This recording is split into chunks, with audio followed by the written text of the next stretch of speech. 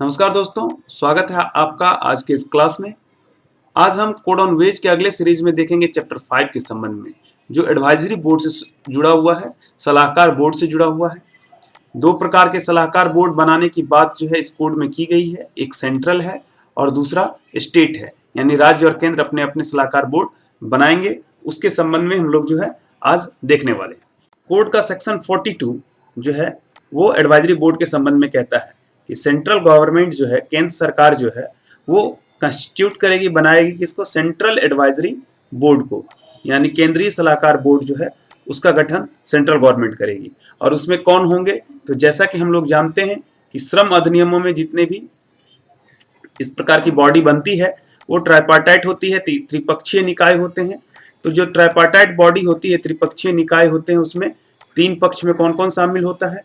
Employer शामिल होता है या उनके रिप्रेजेंटेटिव, एम्प्लॉय के रिप्रेजेंटेटिव, और उसके बाद गवर्नमेंट। तो यहाँ पर भी एम्प्लॉय के रिप्रेजेंटेटिव, गवर्नमेंट और एम्प्लॉयर, ये तीनों शामिल होंगे। तो सेक्शन 42 क्या कह रहा है आगे कि जो पर्सन होंगे वो नॉमिनेटेड होंगे। जो भी इस सेंट्रल एडवाइजरी बोर्ड के पर्सन, जो भी उसके मेंबर होंगे वो नॉमिनेटेड होंगे। किसके द्वारा नॉमिनेटेड होंगे? क्योंकि सेंट्रल एडवाइजरी बोर्ड है तो सेंट्रल गवर्नमेंट उसका नॉमिनेशन करेंगे। और उसमें कौन होंगे? जो एम्प्लॉयर्स के, यानी कि नियोजक के जो प्रतिनिधि होंगे वो होंगे। जैसे कि नियोजक फेडरेशन वगैरह बहुत सारे, एम्प्लॉयर फेडरेशन है, फिक्की है, चाहे आपको इंडस्ट्री एसोसिएशंस वगैरह हैं, तो नियोजक के प्रतिनिधि होंगे। उसके बाद आपको कौन होंगे? दूसरा आपको होगा representing employees which shall be equal in number of the member specified in clause है, यानी जितने नियोजक के प्रतिनिधि होंगे उतने ही मात्रा में, उतनी ही संख्या में जो है आपको श्रमिक के या कामगार के प्रतिनिधि होंगे। जनरली श्रमिक के प्रतिनिधियों में जो है आपको trade union, central trade unions को रखा जाता है। उसके बाद कुछ स्वतंत्र व्यक्ति होंगे, not exceeding the 1/3 of total member, और 5 स्टेट को रिप्रेजेंटेशन दिया जाएगा, 5 representative of such state government as may be nominated by central government, जो केंद्र सरकार नॉमिनेट करेगी 5 स्टेट को। तो ये टोटल 4 तरह के मेंबर हो गए, एम्प्लॉइज के, एम्प्लॉयर्स के, इंडिपेंडेंट पर्सन और स्टेट गवर्नमेंट के रिप्रेजेंटेटिव 5। अब इस सेंट्रल एडवाइजरी बोर्ड का काम क्या होगा? तो ये जो है कई सारे विषयों पर समय समय पर जो है सो एडवाइजरी बोर्ड है तो एडवाइस देगा समय समय पर, टाइम टू टाइम। क्या एडवाइस देगा? फिक्सेशन और revision of the minimum wage, यानी कि न्यूनतम मजदूरी का निर्धारण और पुनरीक्षण, ये दोनों पर केंद्र सरकार को समय समय पर जो है सो सलाह देगा या उससे जुड़े हुए मुद्दों पर सलाह देगा। Providing increasing employment opportunities for women, महिलाओं के लिए एम्प्लॉयमेंट अपॉर्चुनिटी, नियोजन का जो है अवसर बढ़े कैसे, उसके संबंध में वो सलाह दे सकते हैं। The extent to which the women may be employed in such establishment or employment as the central government may by notification specify in this behalf, कहाँ कहाँ महिलाओं को नियोजित किया जा सकता है, किस तरह के एस्टेब्लिशमेंट में, यदि कोई इस तरह का एस्टेब्लिशमेंट हो जहाँ उनको नहीं किया जा रहा हो उन मुद्दों पर, या कोई other matter relating to this code, इस संहिता के अंदर आने वाले किसी भी विषय पर जो है वो एडवाइस दे सकता है। And on such advice the central government may issue the direction to the state government as it deems fit in respect of the matter relating to the issue referred to board. और जो वो सलाह देंगे, कौन सलाह देंगे? Central advisory board. उनके सलाह के आधार पर सेंट्रल गवर्नमेंट डायरेक्शन इशू कर सकती है, किसको? स्टेट गवर्नमेंट को। सेंट्रल गवर्नमेंट डायरेक्शन इशू किसको कर सकती है? स्टेट गवर्नमेंट को, कि आप भी इन मुद्दों पर इस तरह से सोचिए या ध्यान दीजिए। इसके बाद स्टेट गवर्नमेंट को भी यहाँ पे पावर दे दिया गया कि आप भी अपना सलाहकार बोर्ड, स्टेट एडवाइजरी बोर्ड, राज्य सलाहकार बोर्ड बनाएंगे। ठीक है, और इसका क्या काम होगा? इसका भी वही काम होगा, fixation and revision of the minimum wage या उससे connected matter, employment opportunity women's का बढ़ाने के दृष्टिकोण से, या वीमेंस को कहाँ कहाँ एम्प्लॉयमेंट दे सकते हैं, किस तरह के एस्टेब्लिशमेंट में, उससे संबंधित।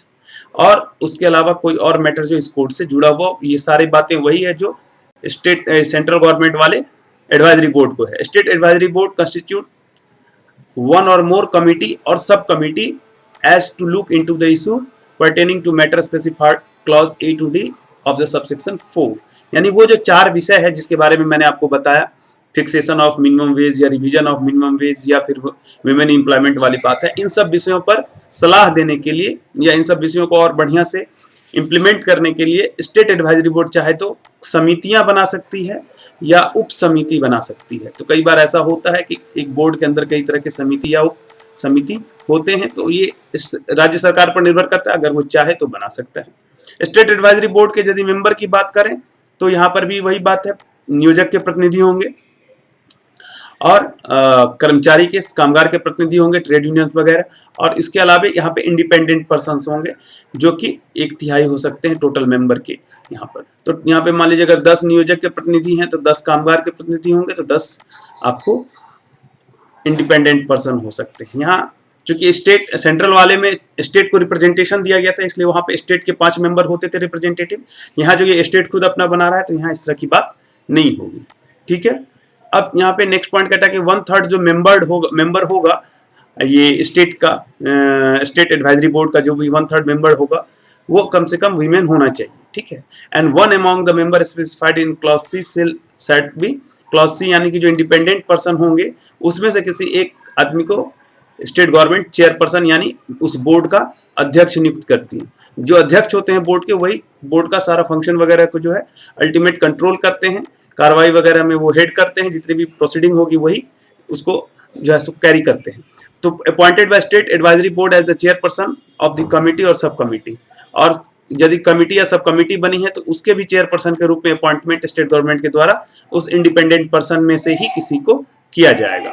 यानी एम्प्लॉयर्स या एम्प्लॉय रिप्रेजेंटेटिव वाले जो व्यक्ति होंगे वो चेयरपर्सन नहीं हो सकते। अब यदि स्टेट गवर्नमेंट या सेंट्रल गवर्नमेंट का एडवाइजरी बोर्ड जो है वो एडवाइस देता है आपको किसके संबंध में, फीमेल के एम्प्लॉयमेंट के रिगार्डिंग या और सभी मुद्दों पर, तो वो किन बातों को ध्यान रखेगा, number of women employed in connected establishment, उस एस्टैब्लिशमेंट में कितने वीमेन या कितना प्रतिशत महिलाएं कार्यरत हैं, और एम्प्लॉयमेंट, नेचर ऑफ वर्क कैसा है, हो सकता है नेचर वर्क ऐसा हो जहां वीमेन एम्प्लॉयमेंट मुश्किल है, hour of work, suitability of women for employment as the case may be, the need for providing increasing employment opportunity for women, उसकी आवश्यकता है या नहीं है उन जगहों पर या उन एम्प्लॉयमेंट पे, including part time employment and such other relevant factor as the board may think fit, यानी कि कई सारे विषयों पर वो ध्यान देगा इस वीमेन एम्प्लॉयमेंट या वीमेन अपॉर्चुनिटी को, एम्प्लॉयमेंट अपॉर्चुनिटी को बढ़ाने के दृष्टिकोण से। उसके बाद कहता है कि इस प्रकार का जो उसको एडवाइस प्राप्त होगा इस कमिटी के द्वारा या फिर इस बोर्ड के द्वारा, उस एडवाइस के आधार पर फिर जो है जो उससे रिलेटेड एस्टैब्लिशमेंट होंगे, जो उससे रिलेटेड इंस्टीट्यूशंस होंगे या एम्प्लॉयज होंगे, एम्प्लॉयर्स होंगे, उन सबका जो है वो सजेशंस इनवाइट किया जाएगा, और उसके बाद जो है वो डायरेक्शन इशू कर सकती है कौन, सेंट्रल स्टेट गवर्नमेंट। ये दोनों प्रकार के जो बोर्ड होंगे, कौन दोनों प्रकार के बोर्ड, सेंट्रल वाले और स्टेट वाले, ये दोनों जो हैं सो अपना प्रोसीजर को रेगुलेट खुद करेंगे, या उनके अंदर यदि कोई कमिटी और सब कमिटी बनी है तो उनके भी जो प्रोसीजर्स होंगे उनका रेगुलेशन वो स्वयं करेंगे।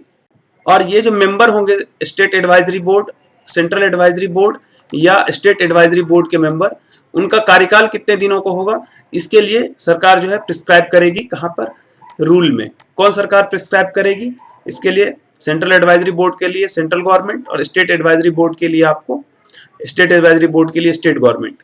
तो ये छोटा सा एक टॉपिक था आपको एडवाइजरी बोर्ड का। अब नेक्स्ट जो चैप्टर है आपका वो है chapter 6, payment of dues, claims and audit, यानी कि जो भी बकाया है उसका पेमेंट, या जो भी दावा है जो कि भुगतान नहीं किया गया है, या जो भी लेखा परीक्षण हुआ, ऑडिट होगा, तो इन सब से संबंधित ये चैप्टर हमारा है, payment of dues, claims and audit.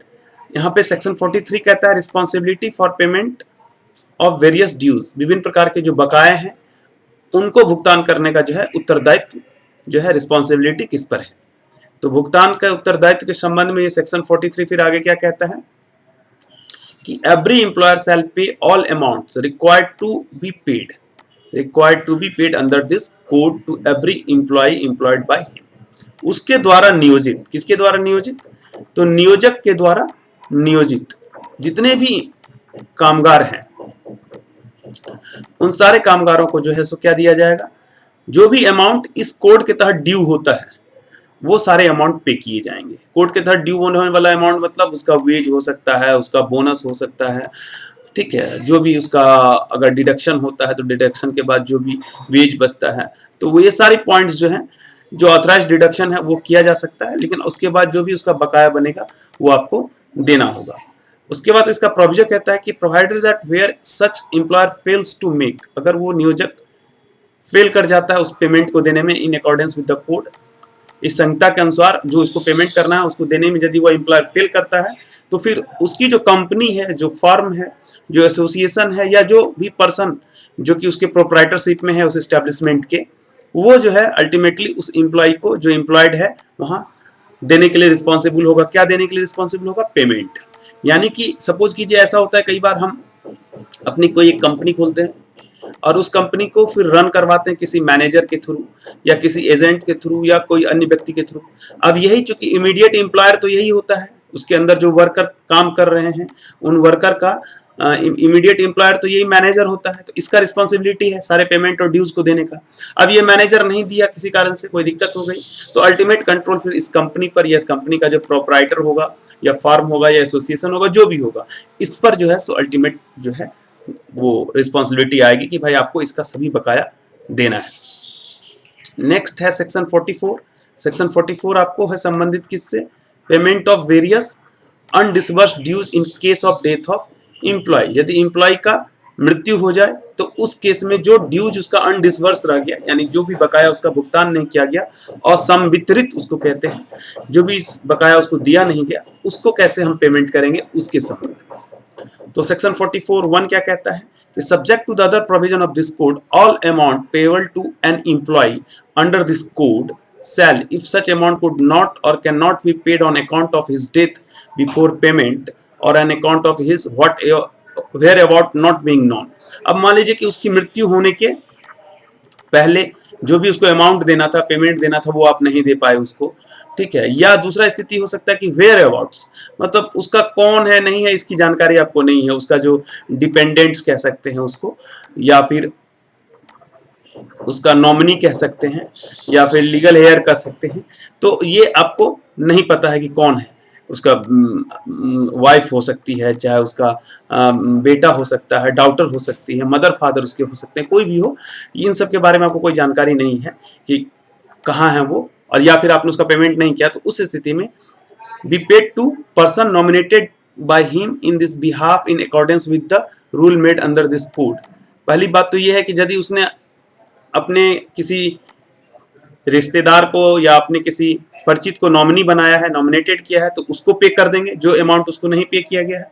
और दूसरी स्थिति अगर हमको नहीं पता है कि where such no such nominee has been made, जहाँ पे किसी को नॉमिनी नहीं बनाया, या where for any reason such amount can not be paid to a person so nominated, और जो नॉमिनेटेड है उसको किसी कारण से हम पे नहीं कर सकते। सपोज कीजिए वो आदमी मिला नहीं, या उसकी भी मृत्यु हो गई, या कुछ भी, be deposited with such authority, किसके पास जमा होगा? उस अथॉरिटी के पास जो कि सरकार प्रिस्क्राइब करेगी रूल में कि भाई किसके पास जमा करना है, deputy labour commissioner, joint labour commissioner, जिसके पास भी, who shall deal with the amount so deposited in the manner as may be prescribed. और वो जो अथॉरिटी होगा, वो अथॉरिटी क्या करेगा? पैसा तो लेगा ही, कैसे रखना है उसको, फिर उसको कैसे पेमेंट करना है, ये सारा मैनर जो होगा, ये सारा जो तरीका होगा, उसके बारे में रूल में क्लियर होगा कि किस प्रकार से वो उसका फिर भुगतान करेगा। तो भुगतान का प्रकार जो है उसको रूल में क्लियर करना होगा।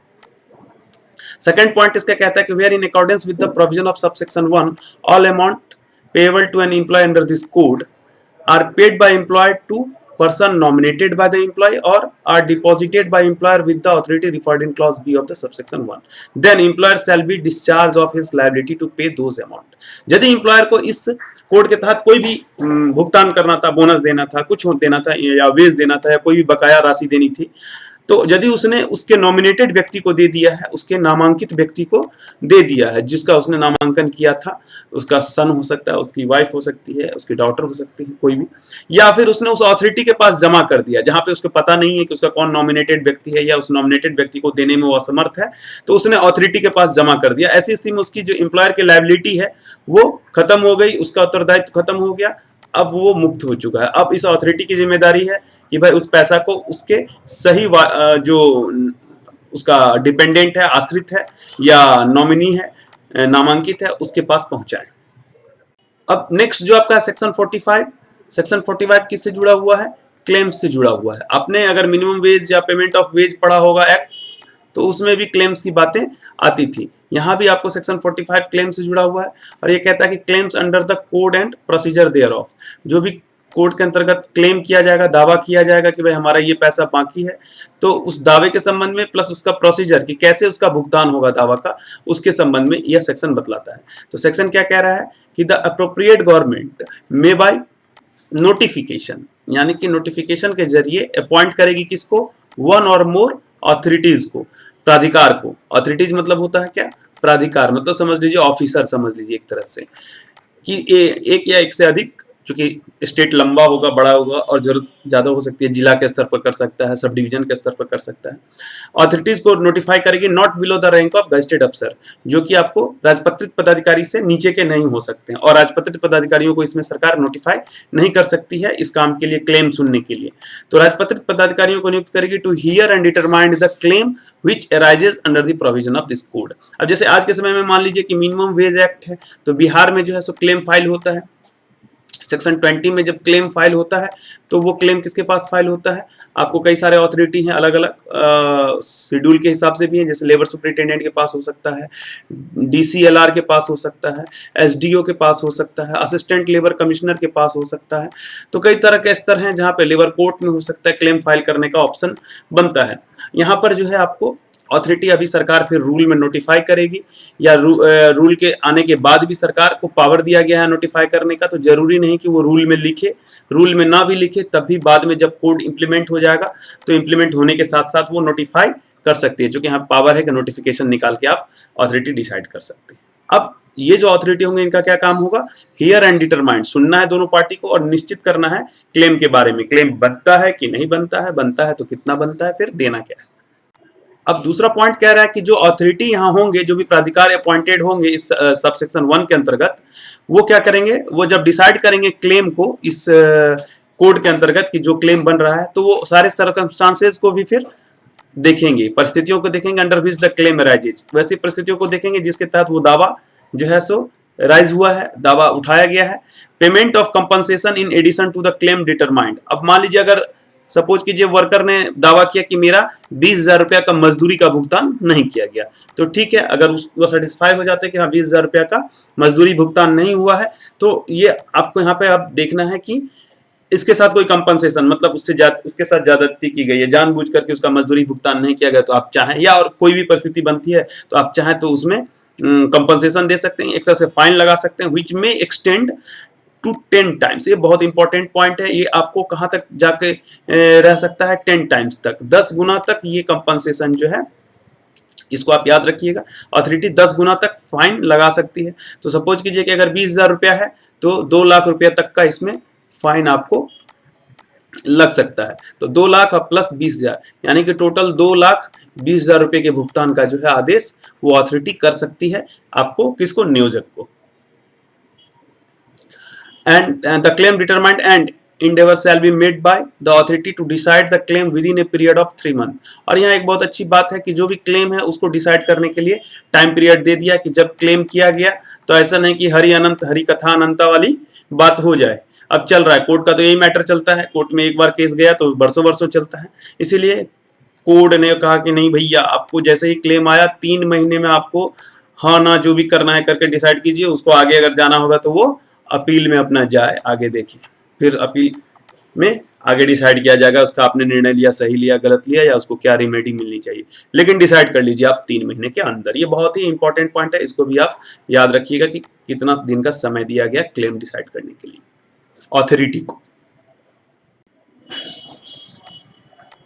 अब नेक्स्ट सब सेक्शन कहता है कि यदि कोई एम्प्लॉयर फेल कर जाए, वो क्लेम देने में, मतलब फेल हो गया, मतलब जो अमाउंट डिसाइड किया था अथॉरिटी ने वो अमाउंट देने में वो फेल कर गया, या कंपनसेशन वगैरह के साथ जो अमाउंट डिसाइड किया गया था वो देने में फेल कर गया, ऐसी स्थिति में सर्टिफिकेट रिकवरी उससे की जा सकती है। और सर्टिफिकेट रिकवरी कैसे होती है, बकाये भू राजस्व की वसूली की तरह। कहाँ पे की जाएगी, वो डिस्ट्रिक्ट मजिस्ट्रेट के पास, कलेक्टर या डिस्ट्रिक्ट मजिस्ट्रेट जो भी होंगे सर्टिफिकेट केस के लिए रिस्पॉन्सिबल अथॉरिटी, उनके पास करना होगा, उसी डिस्ट्रिक्ट में जहां पर वो लोकेटेड है। कौन सा क्या लोकेटेड है, एस्टैब्लिशमेंट, यानी कि यदि किसी नियोजक का एस्टैब्लिशमेंट, मान लीजिए कि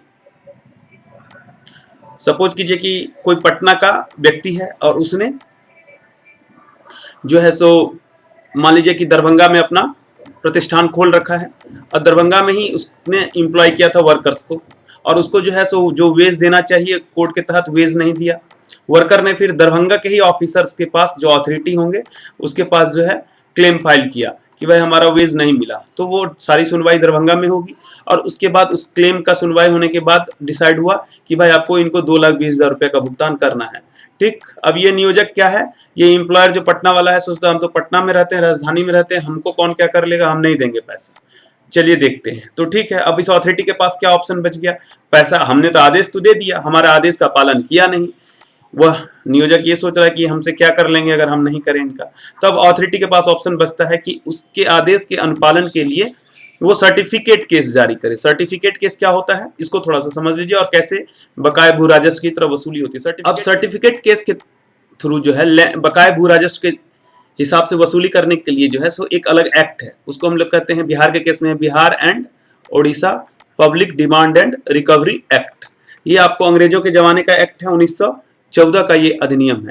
अब इस अधिनियम के द्वारा जो है ये पूरी प्रक्रिया पालन की जाएगी। इसमें जो अथॉरिटी होंगे जिन्होंने आदेश दिया था इसको कि भाई आपको जो है पेमेंट करना है 2,20,000 का, वो अथॉरिटी फिर डिस्ट्रिक्ट मजिस्ट्रेट के पास या उनके द्वारा जो भी प्राधिकृत किए गए ऑफिसर उनके पास जाकर के नीलाम पत्र दायर करते हैं कि भाई ये फलाना व्यक्ति है, इस नाम का व्यक्ति है, उसका ये पता है, उसके पास 2,20,000 रुपया सरकार का बकाया है और वो दे नहीं रहा है, उससे उसकी वसूली की जाए। फिर जो पदाधिकारी होते हैं वो पदाधिकारी सर्टिफिकेट ऑफिसर उसको हम लोग बोलते हैं, वो उसके लिए फिर नोटिस वगैरह इशू करते हैं, नोटिस इशू करके सुनवाई करते हैं कि भाई आपको ये पेमेंट देना है। वो चाहे तो अपना पक्ष रख सकता है, अगर वो दे दिया तो अच्छी बात है और अगर नहीं दिया तो उस केस में फिर जो है सो उसके लिए वारंट वगैरह इशू होता है, थाने की प्रक्रिया होती है, बहुत सारी बातें हैं उसमें। तो सर्टिफिकेट केस के तहत सरकार अपना बकाया वसूल करने का एक तरीका बनाए रखी हुई है। अब जो एप्लीकेशन है कि हमारा पेमेंट नहीं हुआ, वो अथॉरिटी के पास जो करना है वो कौन करेगा एप्लीकेशन अथॉरिटी के सामने अपने क्लेम के लिए। तो क्लेम के लिए एप्लीकेशन कौन कौन कर सकता है, जो एम्प्लॉय है जिसका कि पैसा भुगतान नहीं किया है एम्प्लॉयर ने, जो बेचारा पीड़ित व्यक्ति है वो कर सकता है, कोई भी ट्रेड यूनियन जो रजिस्टर्ड है ट्रेड यूनियन एक्ट के तहत वो इसके लिए कर सकता है जिसका कि वो एम्प्लॉय मेंबर है। ये बहुत इंपॉर्टेंट पॉइंट है। कई बार ऐसा भी होता है कि जो ट्रेड यूनियन का वो मेंबर ना भी हो, कोई भी तीसरा व्यक्ति ले आता है कि हम ट्रेड यूनियन के अध्यक्ष हैं या फलाने हैं और हमारा ये एम्प्लॉय है, और तो वो उसका मेंबर होना चाहिए। ये पॉइंट बहुत इंपॉर्टेंट है कि जिसका एम्प्लॉय मेंबर है वो ट्रेड यूनियन जो है उसको उसके बिहाफ में या उसके पक्ष में जो है सो एप्लीकेशन दे सकता है। और तीसरा जो है ऑप्शन वो इंस्पेक्टर कम फैसिलिटेटर के पास है कि वो भी उस एम्प्लॉय के पक्ष में जो है एम्प्लॉय के बिहाफ में जो है एप्लीकेशन दे सकता है क्लेम के लिए। अब ये क्यों दिया हुआ है, तो ये इसलिए दिया हुआ है कि मान लीजिए किसी भी एस्टेब्लिशमेंट का जांच हुआ और जांच हुआ तो पाया गया कि वर्कर को लेस पेमेंट होता है, मिनिमम वेज नहीं दिया जा रहा है, तो लेस पेमेंट होता है तो उस केस में एम्प्लॉयर पर जो है सो कार्रवाई होगी और वर्कर का जितना लेस पेमेंट है उसके लिए क्लेम फाइल होगा। तो वर्कर के बिहाफ में वहाँ इंस्पेक्टर कम फैसिलिटेटर जो होते हैं वही उसके लिए क्लेम फाइल करते हैं। यानी कि क्लेम फाइल करने का ऑप्शन 3 व्यक्ति को मिल गया है। एम्प्लॉय खुद कर सकता है, कोई रजिस्टर्ड ट्रेड यूनियन कर सकता है या इंस्पेक्टर कम फैसिलिटेटर वो कर सकते हैं। अब यदि किसी एक ही समस्या से कई लोग पीड़ित हों, सपोज कीजिए कि 10 एम्प्लॉय हैं और 10 का मिनिमम वेज नहीं मिला या कम मिला या लेस पेमेंट हुआ, तो सिंगल एप्लीकेशन उस केस में वो फाइल कर सकते हैं। यदि number of employee more than 1 है तो सब मिल करके एक साथ सिंगल एप्लीकेशन फाइल कर सकते हैं यदि वो सब एक ही एम्प्लॉयर के अंतर्गत एक ही एस्टेब्लिशमेंट में काम कर रहे हैं, तो एक ही एप्लीकेशन वो अपना सारा बात लिखते हुए दावा प्रोड्यूस कर सकते हैं। अब यहाँ एक जो इंपॉर्टेंट पॉइंट है आपको याद रखना चाहिए, बहुत ही महत्वपूर्ण बात है कि जो एप्लीकेशन क्लेम फाइल करना है तो वो फाइल करना है कब, within a period of the 3 year from the date on which the claim referred in subsection 1। यानी कि आपको जब क्लेम आपका रेज हो गया, सपोज कीजिए कि आपका जनवरी 2021 का पेमेंट आपको नहीं दिया नियोजक ने, ठीक है, और नहीं दिया आप चाहे तो इसके लिए क्लेम कब तक कर सकते हैं, तो दिसंबर 2024 तक। यानी कि ये 3 साल का आपको पीरियड मिला। इस 3 साल के अंदर जो है आप जो भी अथॉरिटी होंगे जिसके पास क्लेम फाइल करने का सरकार ने नियम बनाया है उसके पास जाकर के क्लेम फाइल कर सकते हैं। पुराने वाले एक्ट में इस मामले में कई सारा कंफ्यूजन था। मिनिमम वेज में, पेमेंट ऑफ वेज में ये 1 ईयर का था, मिनिमम वेज में ये 6 मंथ का माना जाता था और कई सारा इसमें कॉन्ट्राडिक्शन था। लेकिन इस बार बहुत अच्छे से क्लियर कर दिया गया है इस कोड में कि भैया आप जो है चाहें तो 3 साल तक जो है पेमेंट के लिए अपना क्लेम फाइल कर सकते हैं। तो ये बहुत ही इंपॉर्टेंट पॉइंट है, इसको याद रखिएगा। तो जैसा कि मैंने ऊपर बताया कि अथॉरिटी को 3 महीने में डिसाइड करना है, वहां पे 3 मंथ है, 3 महीने में अथॉरिटी डिसाइड करेगा जब क्लेम फाइल हो जाएगा तो। और जो आदमी पीड़ित है वो 3 साल के अंदर कभी भी अपनी पीड़ा उस अथॉरिटी के पास लेकर के जा सकता है। हालांकि ऐसा नहीं है कि यदि 3 साल बीत गया और उसके बाद वो एप्लीकेशन ले गया तो उस एप्लीकेशन को इंटरटेन नहीं किया जाएगा। वो एप्लीकेशन भी इंटरटेन हो सकता है आफ्टर 3 ईयर, यदि उसके पास सफिशिएंट काउज है ये बताने का कि वो एप्लीकेशन क्यों डिले हुआ। कोई भी रीजन हो सकता है वो ऐसी बीमारी से ग्रसित हो गया जो लंबे समय तक चल गया, या हो सकता है कि नियोजक उसको आश्वासन दे रहा था बार बार हम देंगे देंगे, और उसके बाद फिर उसका समय बीत गया 3 साल का और उसने नहीं दिया। इन सब बातों को यदि वो प्रूफ कर देता है। अब जो इसका सबसेक्शन 7 है वो क्या कहता है कि जो भी इसके अंदर अथॉरिटी डिसाइडेड होंगे, जो कि समुचित सरकार निर्धारित करेगी, जिस भी अथॉरिटी को पावर देगी क्लेम फाइल को सुनने के लिए, उसके पास जो पावर होगा। और इसके अलावा जो अपीलेट अथॉरिटी, आगे जिसका चर्चा करेंगे हम लोग सेक्शन 49 में, अपीलेट अथॉरिटी मतलब जो अथॉरिटी डिसाइडेड है, अगर उसके निर्णय से कोई असंतुष्ट है तो वो अपील में जा सकता है। तो यदि कोई अथॉरिटी या अपीलेट अथॉरिटी इसमें डिसाइडेड होंगे, उनके पास पावर किसका होगा? सिविल कोर्ट का पावर होगा। उसके पास सिविल न्यायालय की शक्तियां होगी। सिविल कोर्ट को जो पावर होता है वो पावर सारे इसको दिए जाते हैं। इसमें जो है आपको लेबर लॉ में कई जगह ये चीजें मिलेंगी आपको कि सिविल कोर्ट का पावर जो है, जो भी लेबर कोर्ट के तहत क्लेम वगैरह की सुनवाई करते हैं उनको दिया जाता है, या वर्कमैन कंपनसेशन की सुनवाई करते हैं तो उनको भी दिया जाता है सिविल कोर्ट का पावर। सिविल न्यायालय का जो पावर है उसमें बेसिकली सिविल मामले जो होते हैं उनकी सुनवाई से संबंधित शक्तियां होती है, और ये आपको डिसाइड किया जाता है किसके through? Code of civil procedure जो है, सीपीसी जिसको हम लोग कहते हैं, कोड ऑफ सिविल प्रोसीजर 1908 के थ्रू। इसके तहत ये सारी शक्तियां डिसाइड होती हैं। इसमें कई सारे चैप्टर्स हैं। इसमें जैसे कि आप जो है सो गवाही ले सकते हैं, ये शक्ति आपको यहाँ पे दी गई है।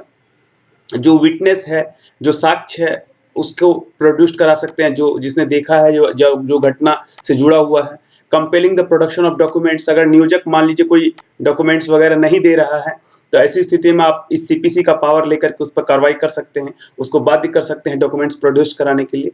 एंड एवरी सच अथॉरिटी और appellate authority shall deem to be civil court, और इस तरह की सुनवाई के लिए, क्लेम फाइल की सुनवाई के लिए उसको एक सिविल कोर्ट का जो है दर्जा दिया गया है इस कोड के तहत।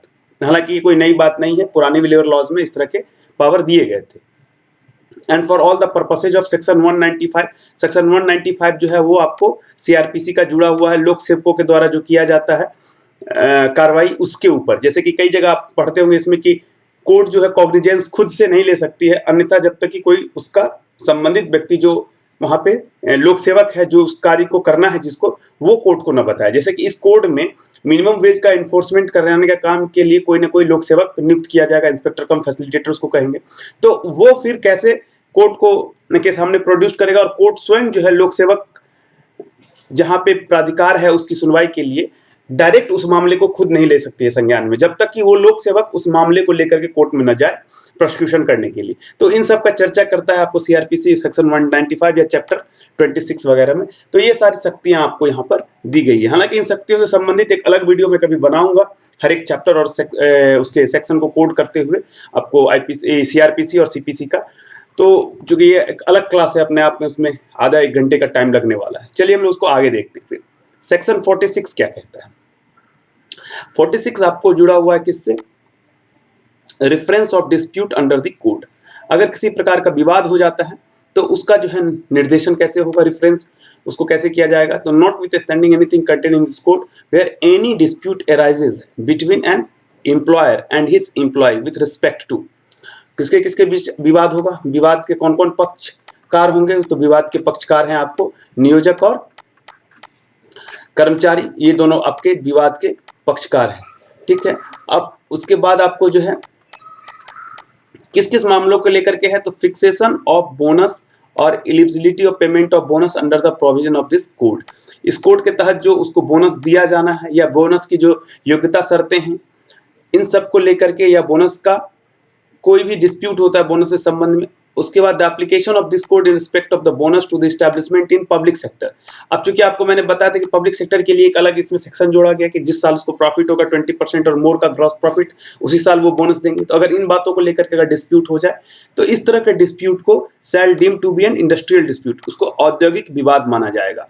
ठीक है। यदि कर्मचारी और नियोजक जो है बोनस के इशू को लेकर के पब्लिक सेक्टर यूनिट में या फिर कहीं अन्य जगह भी आपस में विवाद खड़ा करते हैं, तो वो औद्योगिक विवाद इंडस्ट्रियल डिस्प्यूट की श्रेणी में आएगा with in the meaning of the industrial dispute act. हालांकि ये टर्म जो है आज के समय में इंडस्ट्रियल रिलेशन कोड 2020 से रिप्लेस हो जाएगा आने वाले समय में। अभी तो हालांकि ये जब कोड बना था उस समय ये एक्ट था, तो उन्होंने लिख दिया है इंडस्ट्रियल डिस्प्यूट एक्ट 1947। कहने का मतलब कि जो इंडस्ट्रियल डिस्प्यूट है उसकी तरह इसको ट्रीट करना है। फिर इंडस्ट्रियल डिस्प्यूट का जो प्रोसीजर होगा, कैंसिलेशन होता है, कैंसिलेशन फेलियर होगा तो फिर आपको जो है सो लेबर कोर्ट आज के समय में है, आने वाले समय में नए जो कोड आए हैं इंडस्ट्रियल रिलेशन उसमें लेबर कोर्ट खत्म कर दिया गया है, तो इंडस्ट्रियल ट्रिब्यूनल्स में जाएंगे, वो सारा फिर प्रोसीजर आगे उस तरीके से चलेगा उस एक्ट की तरह। उसके बाद है आपको सेक्शन 47। सेक्शन 47 क्या कहता है कि presumptions about accuracy of the balance sheet and profit and loss account of the corporation and companies. अब ये सेक्शन क्यों लिखा गया है?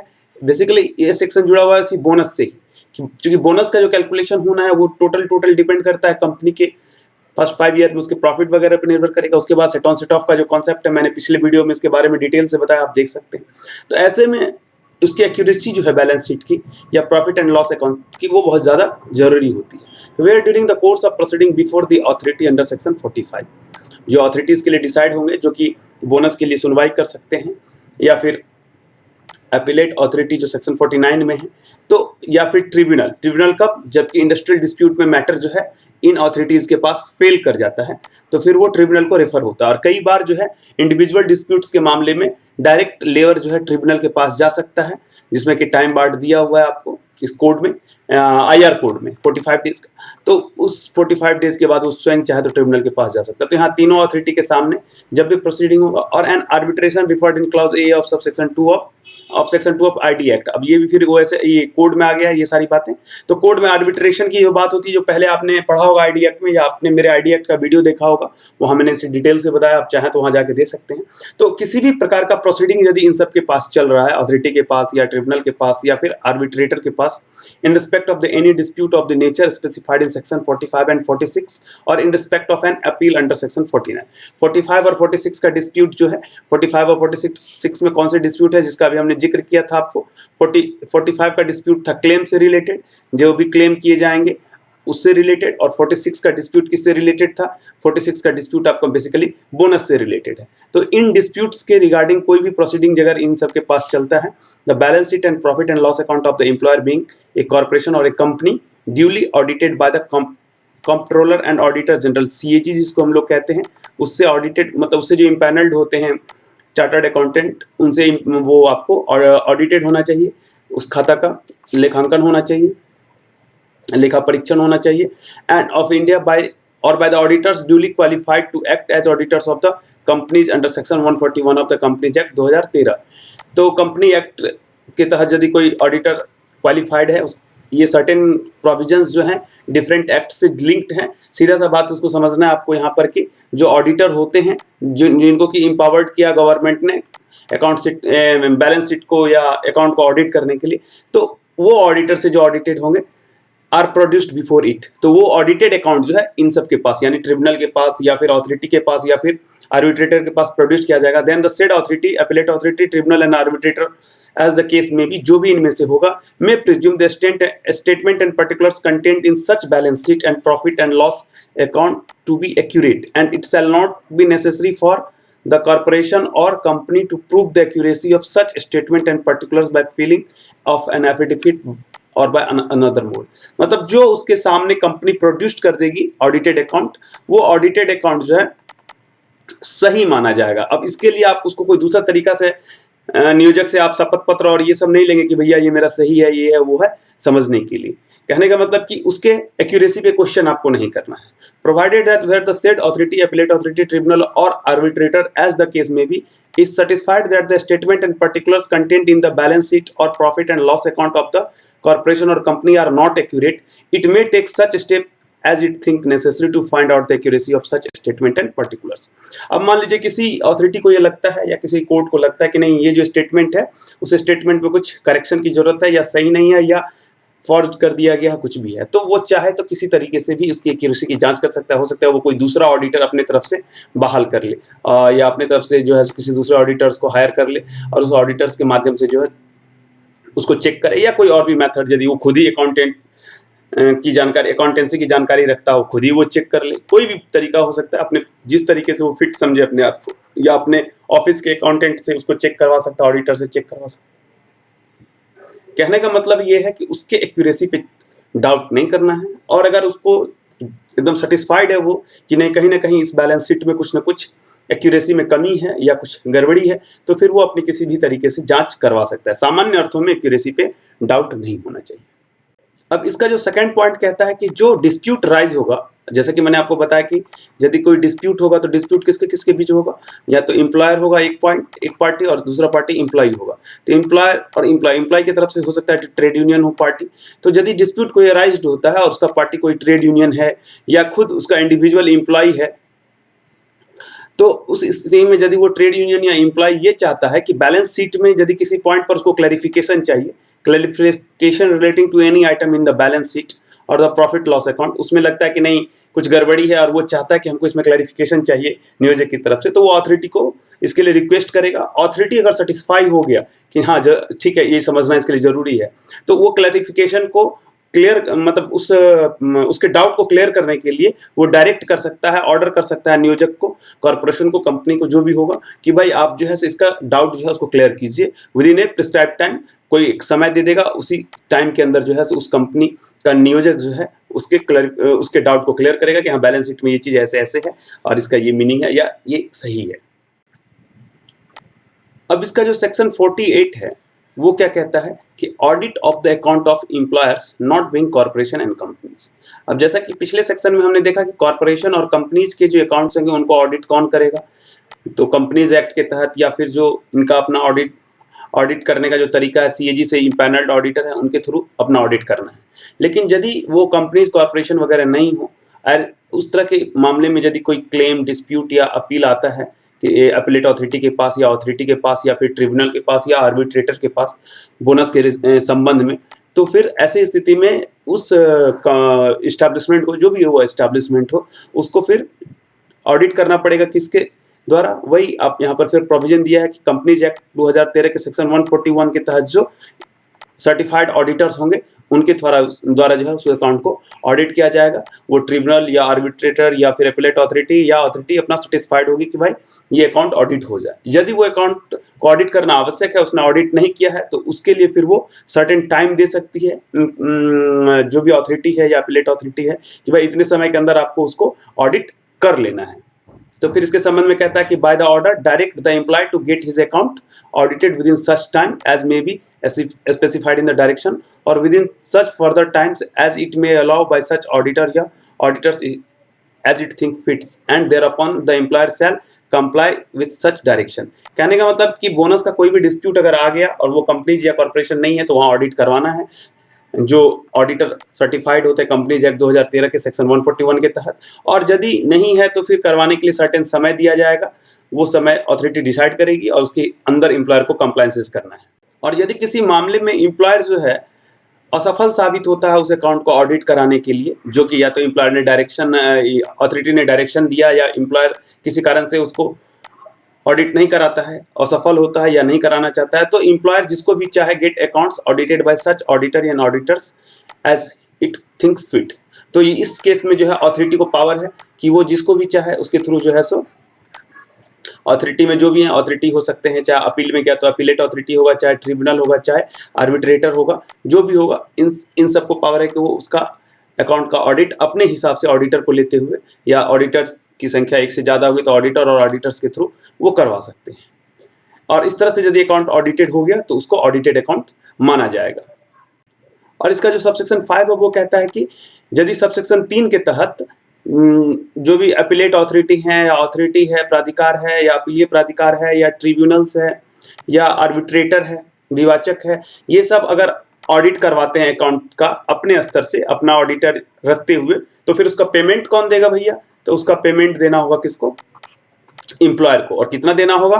तो उतना पेमेंट जो कि वो डिसाइड करें, ये जो अथॉरिटी है या ट्रिब्यूनल्स है वो जो डिसाइड करेंगे, shall be determined by authority. जो भी अथॉरिटी है या ट्रिब्यूनल से वो डिसाइड करेंगे कितना पेमेंट करना है, एंड पेड बाय द, किसके द्वारा पेड किया जाएगा? एम्प्लॉयर के द्वारा। और अगर वो एम्प्लॉयर पेमेंट फिर नहीं करता है, नहीं पैसा नहीं देंगे, तो फिर उस केस में वही बात कि आपको जो मैंने बताया था कि सर्टिफिकेट केस होगा public demand and recovery act के तहत, तो सर्टिफिकेट केस के द्वारा जो है उसकी वसूली की जा सकती है नीलाम पत्र दायर करके। अब सेक्शन 49 किससे जुड़ा हुआ है? अपील से जुड़ा हुआ है, क्योंकि अभी तक जो मैंने आपको बताया कि क्लेम जो भी होगा उसको किसी अथॉरिटी के पास फाइल किया जाएगा। अब वो अथॉरिटी के पास जब क्लेम फाइल हुआ तो हो सकता है उसके निर्णय से कोई एक पार्टी असंतुष्ट हो जाए, कोई भी असंतुष्ट हो सकता है, नियोजक भी असंतुष्ट हो सकता है, या फिर कर्मचारी भी असंतुष्ट हो सकता है, कामगार भी असंतुष्ट हो सकता है। तो अगर कामगार असंतुष्ट है या नियोजक असंतुष्ट है तो वो सेक्शन 49 का सहारा लेगा। तो कहाँ जाएगा? उस व्यक्ति के पास जो कि उसका अपील सुनेगा। तो any person aggrieved by an order passed by the authority under subsection 2 of section 45 में जो अथॉरिटी डिसाइड किया गया था अपील सुनने के लिए, मे प्रीफर एन अपील, तो वो अपील कर सकता है to the appellate authority having jurisdiction appointed by the, किसके द्वारा ये अपीलेट अथॉरिटी अपॉइंटेड होगी? अप्रोप्रिएट गवर्नमेंट के द्वारा। कैसे? बाय नोटिफिकेशन के द्वारा। तो जैसे ही नोटिफिकेशन होगा अपील सुनने वाले पदाधिकारी का, उसी नोटिफिकेशन में सामान्यतः दूसरा नोटिफिकेशन का हिस्सा रहता है कि फलाना इस अपील का अथॉरिटी होगा, अपीलेट अथॉरिटी होगा। For such purpose within 90 day from the date of such order in the such form and manner as may be prescribe. Prescribe कहाँ किया जाता है? तो मैंने बताया आपको कि हमेशा रूल में किया जाता है। कितने दिन के अंदर करना होगा? 90 दिन का। तो यहाँ ध्यान देने वाली बात है कि 90 दिन आपके लिए समय हो गया, समयबद्ध कर दिएगा, टाइम बार्ड हो गया कि जब भी आपको ऑर्डर मिला, आज के डेट में ऑर्डर मिला तो ऑर्डर के 90 दिन के अंदर जो है आपको करना होगा। और यहाँ भी फिर वही बात है कि यदि अपीलेट अथॉरिटी को लगता है कि कोई सर्टेन वैलिड रीजन है तो 90 दिन के बाद भी चाहे तो वो उस अपील को अगर सफिशिएंट काउज है तो इंटरटेन कर सकते हैं, उसके लिए कोई दिक्कत नहीं है। उसके बाद इसका सेकंड पॉइंट कहता है कि the appellate authority shall be appointed from the officer of appropriate government holding the post at least 1 rank higher than the authority referred in under section 1 of section 45। मान लीजिए कि सेक्शन 1 में आपको जो authority है जिसके पास क्लेम करना है, अब वो अथॉरिटी और जो फिर इसके बाद सेक्शन 49 में हमको जिसको अपील करना है तो वो अथॉरिटी, तो ये दोनों अथॉरिटी अगर सेम हो जाए, इस सेक्शन 49 में जो अपील करना है तो वो अथॉरिटी, वो दोनों अगर सेम रैंक का हो जाए तो फिर क्या होगा? फिर उसकी बात को सुनेगा वो कैसे? तो इसीलिए कम से कम ये जिस रैंक का हो इससे एक रैंक हायर ये अपीलेट अथॉरिटी मिनिमम होना चाहिए, और उससे भी ज़्यादा हो सकता है। मान लीजिए अगर ये लेबर सुप्रिटेंडेंट होंगे तो इसको कम से कम असिस्टेंट लेबर कमिश्नर, या फिर अगर ये असिस्टेंट लेबर कमिश्नर होंगे तो इनको डिप्टी लेबर कमिश्नर या ज्वाइंट लेबर कमिश्नर, इस तरह से हो सकते हैं। ठीक है। The appellate authority shall after hearing the parties in appeal dispose of the appeal and endeavour shall be made to dispose the appeal within a period of 3 month. यहाँ भी आपको जो है हरि अनंत हरि करथा अनंता वाली बात नहीं है कोर्ट की तरह। आपको 3 महीने का समय दे दिया गया, भैया 3 महीना में उसके अपील पर निर्णय ले लो, जो लेना है यस करना है, नो करना है, जो करना है कर दो। और अपीलेट अथॉरिटी के पास जब फाइनल निर्णय हो गया तो उसके बाद जो है सो आप या तो उसको मानो या नहीं मानोगे तो फिर उसके बाद उसके ऊपर कोर्ट है, कोर्ट जाओ। The outstanding dues under the order of the appellate authority shall be recovered by the authority referred to in section 45 by issuing certificate to the recovery in manner specified in subsection 3 of that section। और appellate authority ने भी अगर order दे दिया और मान लीजिए suppose कि इसने भी कहा एम्प्लॉयर से कि भाई आपको 2,20,000 रुपया देना होगा, तो उस केस में जो है अगर वो एम्प्लॉयर नहीं देता है तो यहाँ पर भी जो है आपको फिर वही सर्टिफिकेट केस का जो प्रोसीजर होता है उसको फॉलो किया जाएगा। ठीक है। नेक्स्ट पॉइंट है इसका सेक्शन 50। सेक्शन 50 किससे जुड़ा हुआ है? रिकॉर्ड रिटर्न्स एंड नोटिसेस से।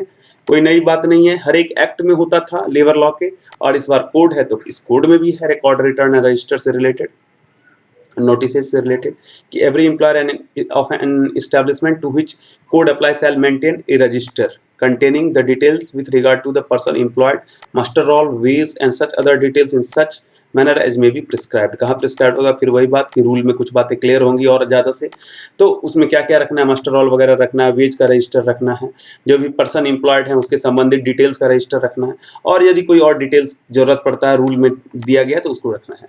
Every employer shall display a notice on the notice board at a prominent places of the establishment containing the abstract of the code, category wise wage rate of the employee, wage period, day or date and time of the payment of wage, and the name and the address of inspector cum facilitator having the jurisdiction। बहुत important point है भैया, एक notice लगा दो तुम अपना जहाँ काम करवा रहे हो वर्कर से, और उसमें पहला तो ये कोड का मेन बिंदु जो है, मुख्य बिंदु जो कि एकदम उसको याद रहना चाहिए या उस वर्कर के काम का है वो आप बता दीजिए।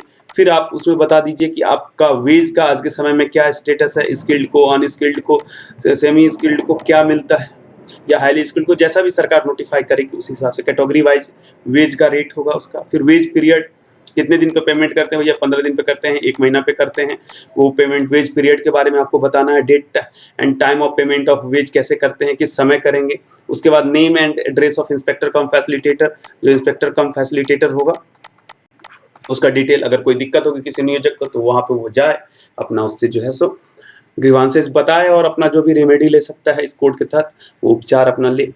Every employer shall issue the wage slip to the employee in such form and such manner as may be prescribed. Rule में इसको डिटेल किया गया है कि वेज स्लिप वगैरह में क्या लिखा होगा, लेकिन वेज स्लिप देगा उसको, ठीक है, जैसे वेतन पुर्जा जिसको हम लोग कहते हैं उस तरह से, ताकि उसको कितना किस महीने में पेमेंट मिला नहीं मिला इस सब का डिटेल वहाँ पे मेंटेन हो सके। तो वेज स्लिप देने की बात यहाँ पे की गई है। The provisions of subsection 1 to 3 shall not apply in respect of the employer to the extent of employees not more than 5 person for agriculture और डोमेस्टिक पर्सन। तो 1 से लेकर 3 तक का जो प्रोविजन है, 1 से 3 तक का प्रोविजन मतलब ये सारा ABCD रजिस्टर रखना, मतलब मास्टर रोल रखना है, वेज रजिस्टर रखना है, इस तरह के रजिस्टर्स को रखना, पहली बात। दूसरी बात नोटिस डिस्प्ले करना, ठीक है, नोटिस रजिस्टर, और तीसरी बात वेज स्लिप। ये तीनों बात किस पर लागू नहीं होगी तो उसके बारे में चौथे पॉइंट में कहता है कि किस पर नहीं लागू होगा, तो 5 not more than 5% for agricultural और डोमेस्टिक पर्पस। घर में 4 वर्कर रखे हुए हैं खाना बनाने के लिए, साफ सफाई के लिए या खेत वगैरह में काम कराने के लिए, 5 से नीचे, नॉट मोर देन 5, नहीं तो 5 तक आपको अलाउ है, आप उस स्थिति में ये मेंटेन नहीं करें। Provided that such employer when demanded shall produced before the inspector cum facilitator the reasonable proof of the payment of wage to the person so employed। लेकिन यदि इंस्पेक्टर कम फैसिलिटेटर डिमांड करता है उसको कि भैया तुम जो रखे हो ठीक है, रजिस्टर मत रखो, वेज कोड ने तुमको ऑप्शन दिया है, तुम अपना एंजॉय करो, बट अगर हम डिमांड किए हैं तो हमको बताओ पेमेंट किए नहीं किए, ये सब। For the purpose of subsection expression domestic purpose means the purpose exclusively retaining to the home or family affairs of the employer and does not include any affair relating to any establishment, industry, trade, business, manufacture or occupation। तो domestic purpose का मतलब कि घर में, ऐसा नहीं कि कहेंगे कि हमारे ऑफिस में जो वर्कर चाय पिला रहा है, झाड़ू मार रहा है, साफ सफाई कर रहा है, वो डोमेस्टिक वर्कर है, वो नहीं चलेगा। डोमेस्टिक वर्कर्स मीन्स कि घर में या अपने परिवार में यदि आप इस तरह के वर्कर को रखते हैं तो वो डोमेस्टिक वर्कर में इंक्लूड होगा या डोमेस्टिक पर्पस से इंक्लूड माना जाएगा। तो ये आपका था चैप्टर 5 and 6, जिसमें कि हम लोगों ने देखा भैया कि एडवाइजरी बोर्ड के बारे में और क्लेम्स ड्यूज इन सब के बारे में। यहाँ तक होप कि आप लोग क्लियर हो गए होंगे। अब इसके बाद जो बाकी का टॉपिक है वो हम लोग एक सिंगल वीडियो में कवर करेंगे, जिसमें इंस्पेक्टर कम फैसिलिटेटर्स के बारे में, पेनल्टी के बारे में और मिसलेनियस प्रोविजन के बारे में जानने का प्रयास करेंगे। इस वीडियो को देखने के बाद आपको चीज़ें समझ में आ रही है, नहीं आ रही है, कोई कन्फ्यूजन हो रहा है तो कमेंट्स बॉक्स में जरूर बताइएगा। आपके कमेंट्स का हमको इंतजार रहेगा। इस वीडियो को देखने के लिए बहुत बहुत धन्यवाद।